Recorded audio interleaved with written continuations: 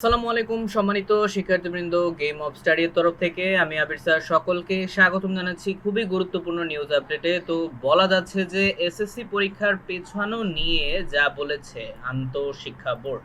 ওকে, তো এর আগের ভিডিও মূলত যারা দেখেছেন তারা মোটামুটি জানেন যে আমি আপডেট কিন্তু দিয়েছিলাম যে অসহযোগ আন্দোলনে কিন্তু নেমেছিল শিক্ষার্থীরা, মূলত এসএসসির 25 ব্যাচের।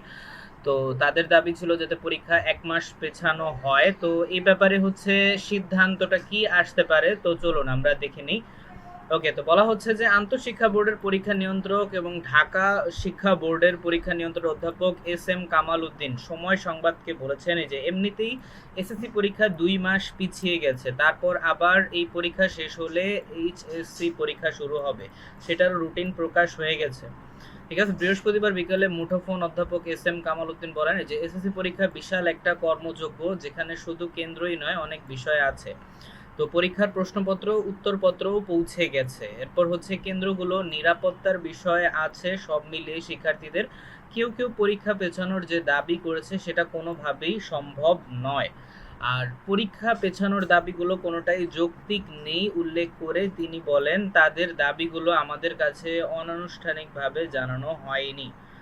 ঠিক আছে, তো আশা করি বিষয়টা বুঝতে পেরেছেন। তো আপনারা মোটামুটি সকলেই জানেন যারা পরীক্ষার্থী রয়েছেন 10ই এপ্রিল থেকে এসএসসি 2025-এর পরীক্ষা কিন্তু স্টার্ট হতে চলেছে। তো পরীক্ষার্থী যারা যারা আছেন তাদের জন্য অনেক অনেক শুভকামনা রইল। তো লাস্ট আমি বলে দিই যে মোরাল যে নিউজটা পাওয়া গেছে সেটা হচ্ছে কোনো ধরনের কোনো পরীক্ষা পেছানো হচ্ছে না। তো যেরকম ডেট কিন্তু দিয়ে দেওয়া হয়েছিল, যে সংশোধিত রুটিন কিন্তু দিয়ে দেওয়া হয়েছে অলরেডি।